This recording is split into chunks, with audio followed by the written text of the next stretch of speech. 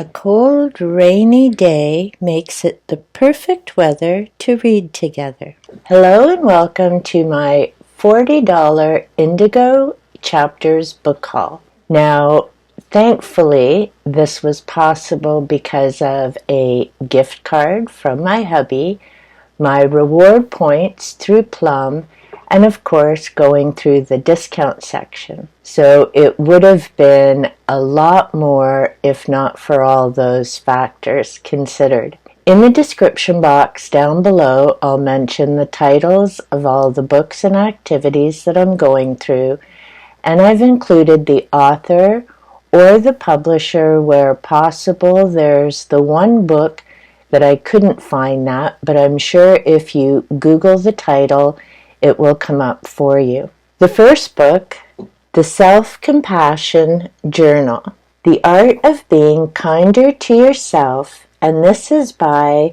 Mike Annesley. Compassion is usually thought of as outflowing, but ideally should flow inwards too, towards ourselves. In fact, this is the starting point for everything good in life. Being self-compassionate makes us happier people, better company, better equipped to have loving and rewarding relationships, and to use all our gifts and good fortune to the full.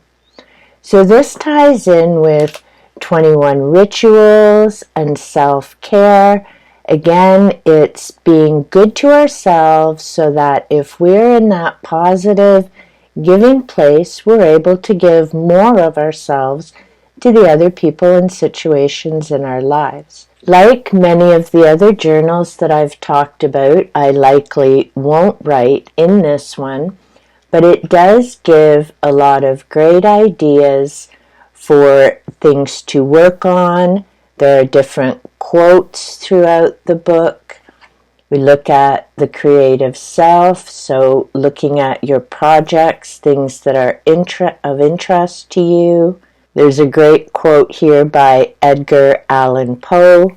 They who dream by day are cognizant of many things which escape those who only dream by night.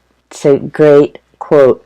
There are beautiful pages that you can fill in with your own notes. A page called Putting Things in Perspective, where you answer questions, these provided lines, and a blank page. So again, I'm looking forward to going through this and seeing the different ideas and suggestions that this particular author has for that, and likely incorporating it into some of the other planners and different things that I've mentioned in my other videos. Living by the Moon is a moon-based self-care for your mind, body, and soul. I'm very much looking forward to this particular read, as I also have a book on lunar alchemy. I have Moonology, which is based on your birth date. There's a deck of cards with that. And I have another book about the moon as well.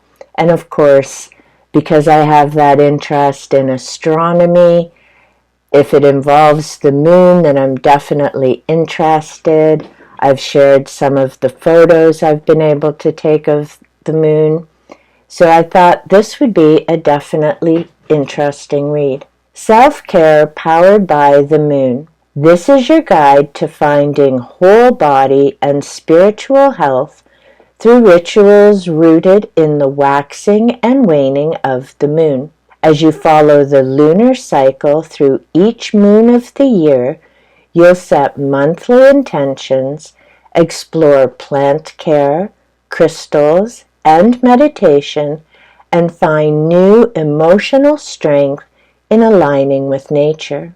I'm very much looking forward to doing this. I may or may not begin it in January. In the beginning of the book, the author goes through the different names of the moons per month, describes the phases of the moon, as well as talking about how to use the book, which I always find interesting because each author has a different way of setting up the program or the plan to follow. Some will say follow exactly as this is laid out, chapter by chapter. Others will say open it up and follow what it is you find there. This particular one, this book will help you get in alignment with nature, with your desires in life, and most importantly, with yourself. To further supplement your journey and help strengthen your practice as you set, affirm, and manifest your intentions each month, this book has a variety of rituals, self-care practices, and holistic exercises that you can incorporate into your daily life. It'll be interesting to read through this because, as I mentioned in 21 rituals, there were 15 that I already do regularly on my own. So I'm very interested to see how much of this particular book I already do on a regular basis. And of course, I'm interested in learning about how this particular author describes the different monthly moons, as I have a number of other descriptions, like I said, in particular books about the moon, but in also a number of my other books that relate to following nature and that process. Next, 52 Weeks to Better Mental Health. This is by Tessina, a Ph.D. and L.M.F.T, which I'm not sure what that is. I'll find out, I'm sure, as I read. This is a guided workbook for self-exploration and growth. I picked this up because I enjoy the cover. I like the idea that it's obviously something you're going to be doing each week of the year. It's something that I can certainly incorporate into the different activities that I have planned. So this says, nurture yourself and your well-being through 1 year of self-reflective writing prompts. Discovering who you really are is a powerful way to create change. Regularly writing down thoughts, feelings, and goals can ultimately help reduce stress, increase focus, ease anxiety, improve positivity, and make life work better overall. I am a big fan of journaling. I've been journaling probably since I was 9 or 10. That makes it a few decades of writing. And I definitely find that it makes a difference if you're putting something down on paper, whether you do it old school by hand as I do. You could also use technology, whether that's by typing it out or dictating it. There's lots of different ways to do that. I definitely support the concept of writing things down because for me personally, it's once it's down somewhere, I can move that out of that whole busy brain loop cycle and move on to thinking about other things. So I'm very interested to see how this author presents that, looking at the different activities. So here they have weeks 35 and 36 together. This is about reflections, what surprised you about yourself in the last 2 weeks. Can you put new awareness into action? So there are a lot of different things to take a look at here. And of course, as always, I'll cover these books in more detail as I've had a chance to read them or work through them. This one was a super fun find, 365 peaceful days to color. And if you've seen some of my other videos, for me, coloring is definitely relaxing. It's certainly not just for kids. It's a great way to be creative and just Let your mind wander, whether you're using pencil crayons, markers. I love smelly markers and smelly pencil crayons. Again, for me, it's just a whole experience and adventure. And for $10, 365 coloring pages is an excellent deal.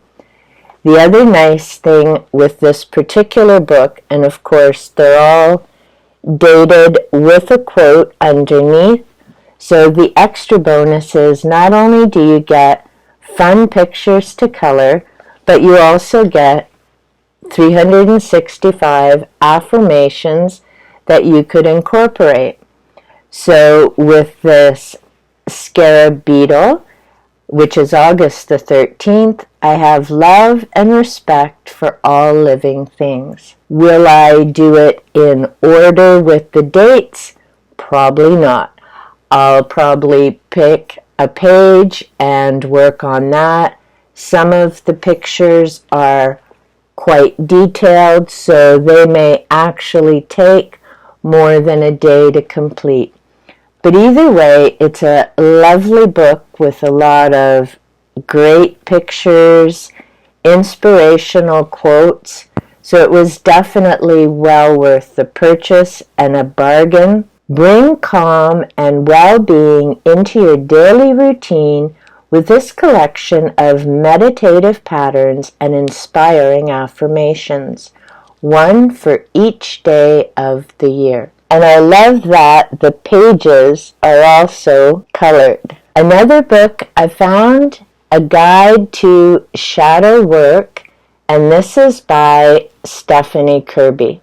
And I have to admit, part of what caught my attention with this particular book were the colors of purple and gold, and then the shadow work and the lovely illustration on the front as well. Shadow work is something that I am looking at beginning, and it isn't dark work, it's looking at all of yourself and incorporating everything. So it isn't a dark side like Dr. Jekyll and Mr. Hyde. We have different sides to ourselves, but they certainly aren't as extreme as Hyde was in that particular novel. But it does help to look at that side of ourselves and accept that we all have different parts to ourselves and incorporate that into being whole. So a guide to shadow work, a workbook to explore your hidden self. The book is divided into 9 different chapters. She begins, of course, with what is the shadow, then what is shadow work, the hero's journey. If you've studied or know about archetypes, that will be a familiar term. The unconscious, subconscious mind, our inner child. She talks about trauma and the imprints that leaves behind, how it impacts us. Calming the nervous system, focusing on triggers and life lessons and people being our mirrors. That's also a concept that ties in with Mayan beliefs, as in the Hall of Mirrors. And if you take a look around the people that you surround yourself with, have connections with, you will sometimes notice that those people are reflecting back different things that you need to work on within yourself.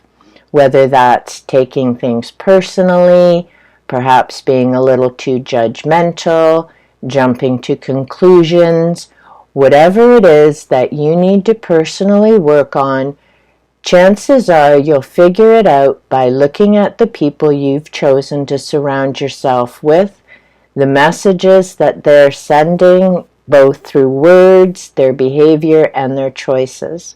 Chapter 9 is Continue the Healing Journey.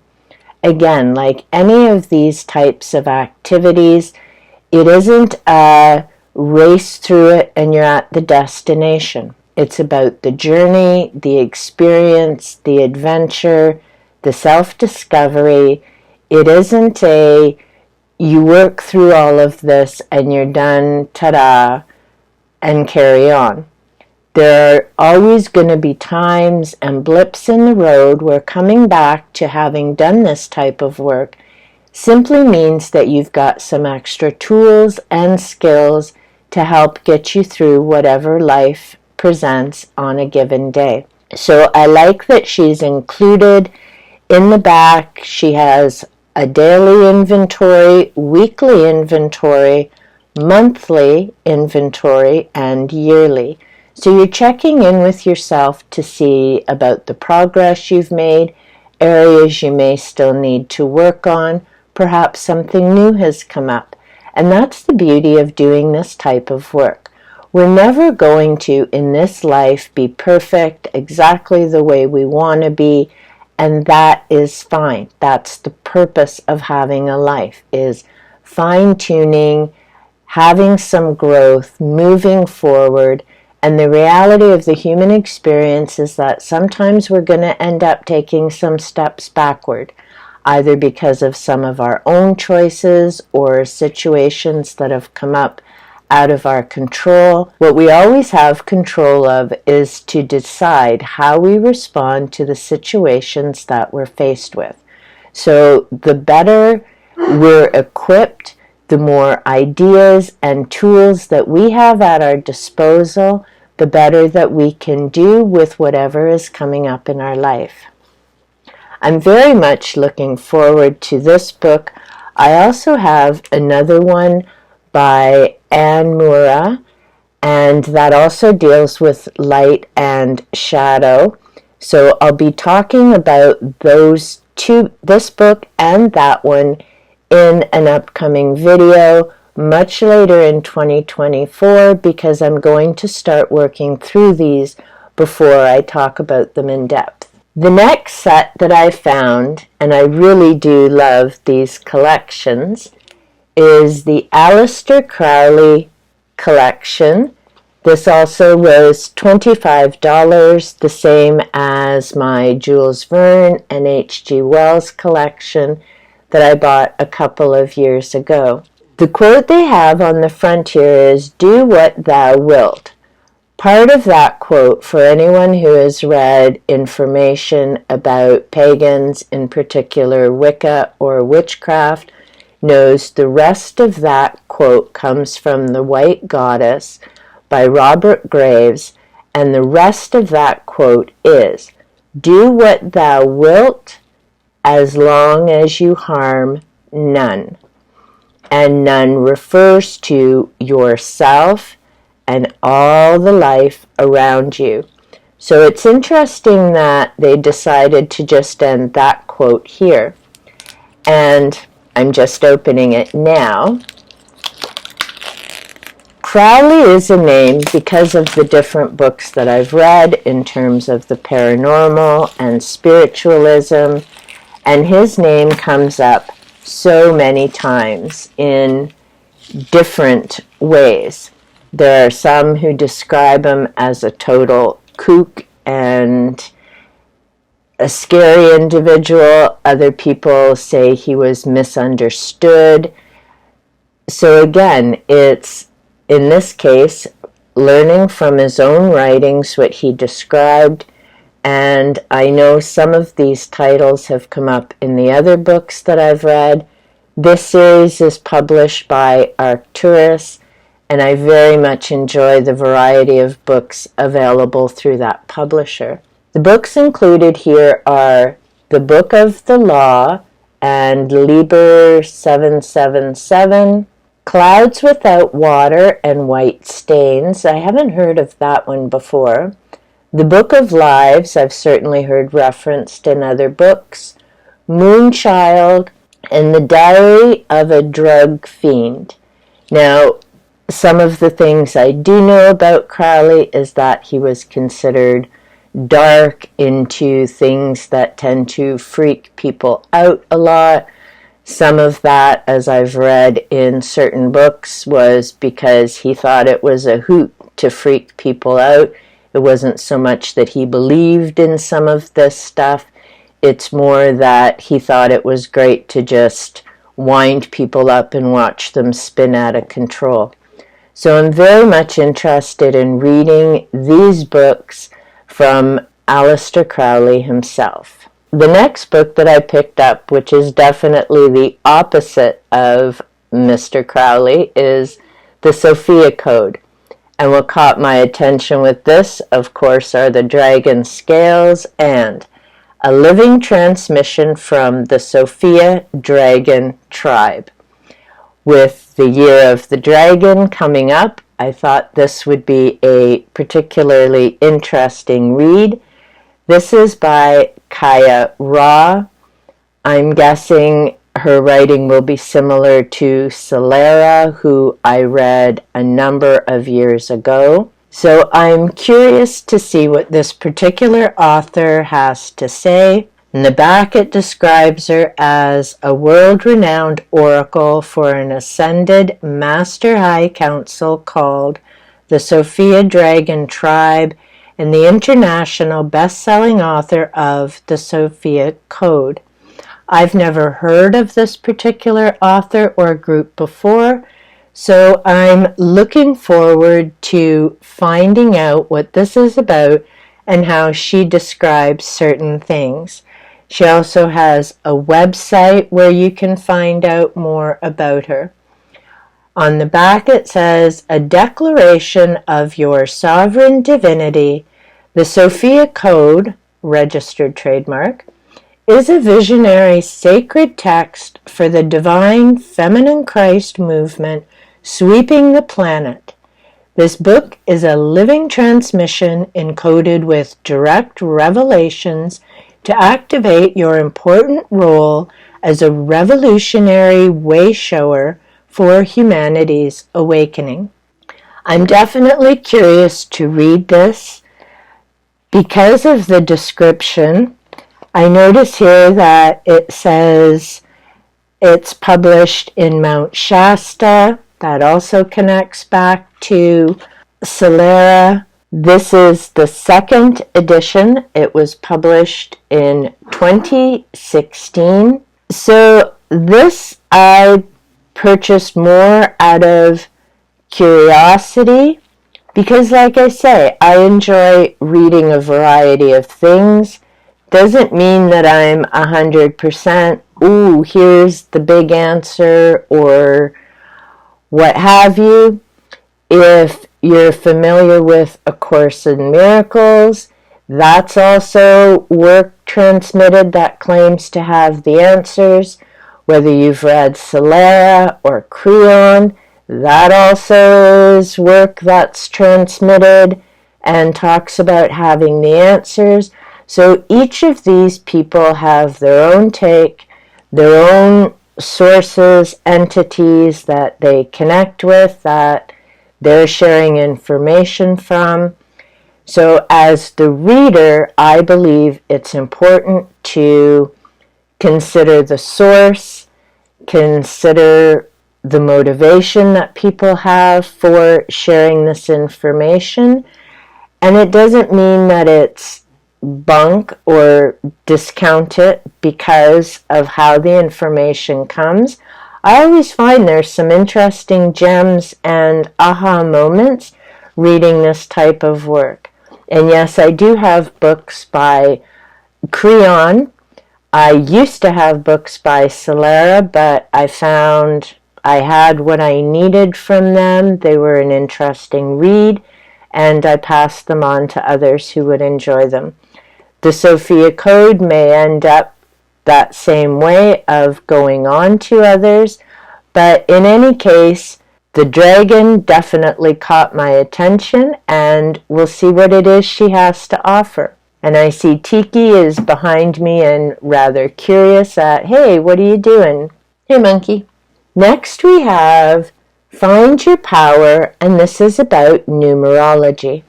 Now I have other numerology books, one that ties in with alchemy and numerology.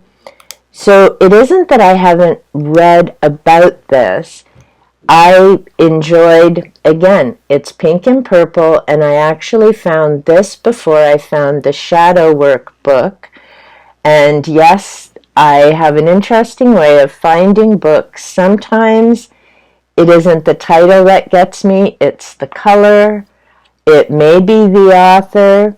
I'm looking forward to going through this book and just, again, finding out how this particular author talks about numerology, because there are different systems, different ways people describe it. I've just turned to page 46, and she talks about the Chaldean system. Typically, I believe it's the Babylonian system that most of the numerology books are based on. I do have another book by an author that's specifically on the Chaldean system. So again, it's just interesting to find out how different people describe the same 9 numbers, as well as what they think the vibrations mean, how to interpret it, how to calculate your life path number, all that type of thing. I am very much looking forward to checking this out to see how it correlates or not with the other numerology books that I have. The last book that I found is Shortcuts, and this is about philosophy. I thought it would be interesting to check it out. I took a philosophy course when I was in university. I really did enjoy the electives, because although my major was in psychology with a minor in law and justice, I appreciated being able to take the electives, which allowed me to take a course on astronomy that I very much enjoyed. I took a course on philosophy, which was great. What with social media and cyber wars, artificial intelligence and virtual reality, autonomy and autocracy, it is an intriguing time to navigate the nature of our existence. So how are you expected to search for the meaning of life in this uncertain landscape? Shortcuts Philosophy provides the map you need to start exploring seriously big ideas. 50 quick-fire questions lead to shortcut answers written by experts in their field, with each one the setting off point for clear directions to help you plot your route through an essential concept. With one-stop graphics presenting a memorable image for each idea and route map glossaries explaining keywords and their connections, Shortcuts Philosophy will guide you through the thoughts of a diverse array of deep thinkers. So we have a description of the different types of philosophy. This particular page is about moral philosophy. This particular page, I'm curious in reading, this is called, Is Punishment Necessary? The state needs the threat of punishment to keep us safe and to incentivize people who would otherwise free ride to follow the law and pay their way. I'm curious to see how they talk about that, because obviously if that whole punishment concept was effective, we wouldn't have correctional facilities packed with people, and in some cases overpacked with people. So I'm very interested to see what this particular individual has to say about that, because I do think there is certainly a better way to do things. As I work through this particular book and those 50 different concepts they talk about, I'm interested to see how they're going to tie in, more than likely with some of the Da Vinci spiral that I started on much earlier this year, that threw my to be read plan out the window, because I had definitely planned to have gotten back to my energy healing and energy work books by now. But if you've been watching my videos for a while, you know my reading tends to go by whatever I happen to pick up at the time, or I'm feeling motivated to read that particular day. It also explains why I have anywhere from 7 to 10 books on the go at any given time. Some I will pick up and read front to back. Others I pick up when I find I need the information, and that information connects back to other things that I'm reading. So what you will never see on my channel is what I'm planning to read in the next month, because I honestly couldn't tell you from one day to the next. I'm good with that because I always find I pick up and read exactly what I needed on that particular day. Whether it's an activity that I need to focus on and do, whether it's information I needed to hear or consider for that particular day, whether it's something that gives me an idea for a new video or a new activity and getting creative, it all seems to work out, and it's great for me. Let me know in the comments down below. Do you have a to-be-read plan for a month or a year, or are you like me and just tend to find a book, whether it's going through the library, checking something out on Libby where you can pick audiobooks, or going through a bookstore? How do you find your next read? The last two things that I picked up during my adventures and book haul, this caught my eye because of the design on the top. It said on the side, it says inspire, motivate, 120 prompts for positive change. When I saw this, I decided to pick it up because it gave me a great idea and all the measurements to make as a gift for someone, or even recreate something for myself. As it says on the outside, it comes with cards and prompts. I haven't taken a look at them yet, so I'm just opening them up now. With these, you could even make up your own set because you have the size and the template that you need. So let's just take a quick peek. There you go. Each day is another chance to change your life. The path is not always straight. Nothing is impossible to those who are always willing to try. So I'm looking forward to checking those out. I like how it comes into that little set that closes. There's a card that explains develop healthy mind, body, and spirit attitudes with the set of inspirational cards. Create your own notes of inspiration in this booklet to continue your motivational journey. So we have, I am guessing, some cards that are blank. Don't see them yet.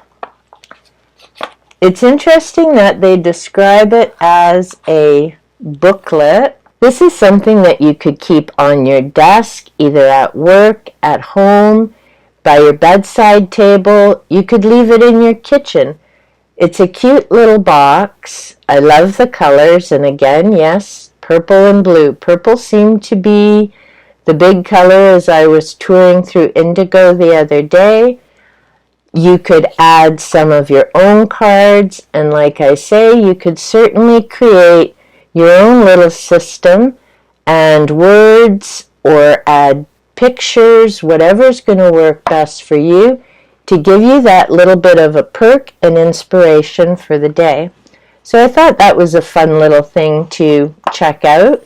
I may also go through it and find that some of those cards work perfectly either on my career and confidence board that I have a video about, as well as my positivity board. So there's so many different things with that set of cards that as soon as I saw them, my mind started going on, okay, what can I do with this. So it already inspired me. The last purchase that I made, it's called the Inner World Tree for Self-Care. They also had, and I'm just taking this out of the set now, they also had a set that was for gratitude. This says on the wrapper, record and display your self-care. It's a 30-day activity.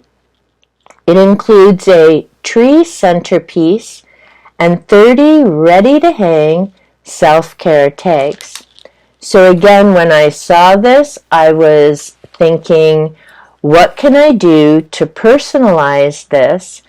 And for me, it doesn't need to just be a 30-day activity. You could continue to do this throughout the year because, of course, oh, I love this. Okay, so it comes with 2 trees, and of course you could use these as templates to design your own. If you have a busy household, you could make this a family activity. So it joins together like this, and then you could just find a spot to keep it standing. And whether you're adding the information for yourself or you're doing this together as a group activity, then each of you could hang your own thoughts on the little branches. So I'm very excited about getting this started, and like I say, it stands up easily. And because you have the 2 pieces that just slide into each other, all you need to make another one of these would be, say, a cardboard box, which I'm guessing people may have a few of around this time of year. And, ooh, I love this. This actually is the description, and it's nice and big as well. So you could just trace out your 2 pieces of trees, mark where you need to cut them out so they fit in together, and you could either do a tree for yourself. If you're doing it as a family, maybe you want to keep 1 tree for the whole family.